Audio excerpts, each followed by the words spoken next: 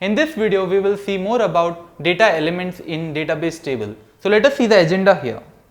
So first we will clear the overview of data elements. Then we will see the steps required to create a data element for a particular database table.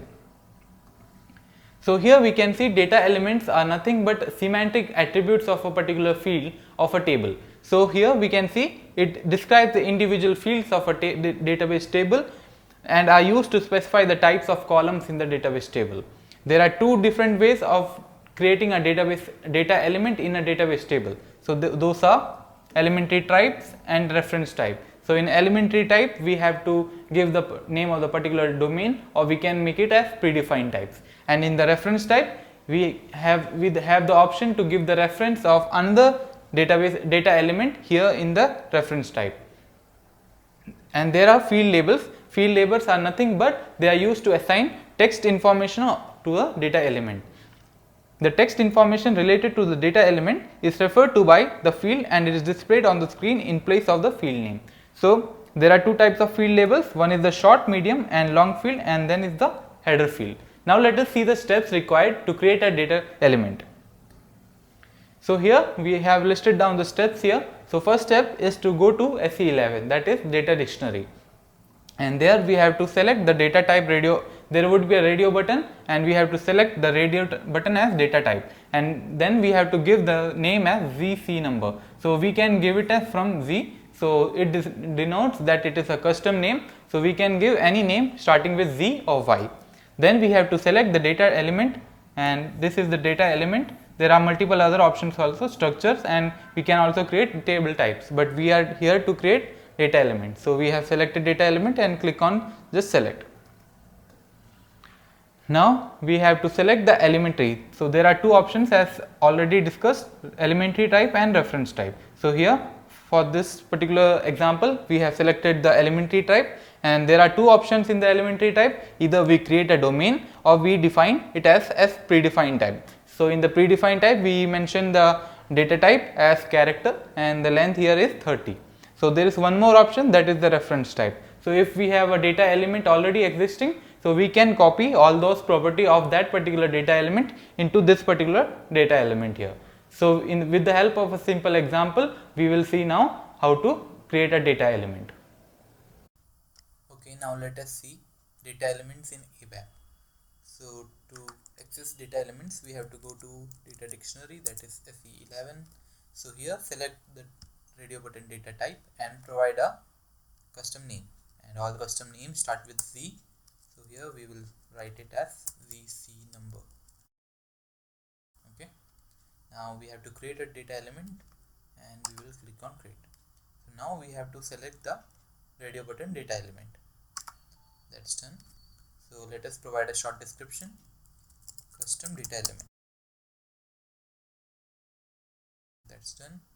Now here we have multiple tabs here, attributes, as we have already seen here, the username and everything, language preferred, everything comes. Then there is this data type.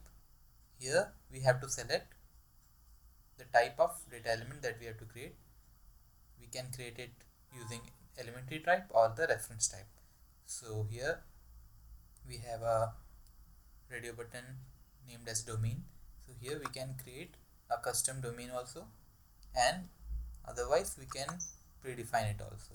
So here we have to select the data type that we have to choose. Suppose the data type we have chosen here is character, and we can also provide the length also. So suppose we have providing 30 and decimal places is 0 itself. So if I press enter here, if I just save it, so it is asking for this. So I am not going to save it now. So there is another option here also, that is domain. So here we can create our any custom domain also. So for the time being I am just selecting predefined one. So char 30. That's done. Now there is another one also, that is reference type. So what is here? That is, if we have already made some other data element and we want to inherit the properties of that particular data element, we just have to write the name of that particular here, and then the properties will be inherited in this particular data element. So that is for this purpose. So here I will just select the elementary types. Here I will select the data type as char and the length is 30. Great. Now here comes the further characteristics tab. Here we have the search help, and we will discuss about the search help in the coming videos.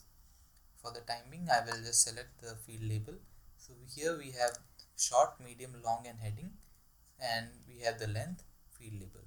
So for that, here I will just write a field that is customer number. So here I will just press enter. So the length will be automatically populated according to the attribute here, that is short. Then I will write customer number here again. So the length would be populated by itself. If I just press enter, it will be populated. Similarly here also. So that's done. We will save it. I will save it in a particular package, that is the custom package. I will save it, and this is the request number. That's done. I will check it, no error, and activate it. So that's done. So now we can use this particular data element in our table.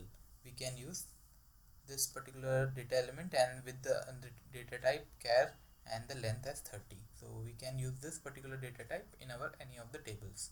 So in the coming videos I will be showing you a table where we will be using this particular data element, and moreover we will be also using a particular custom domain.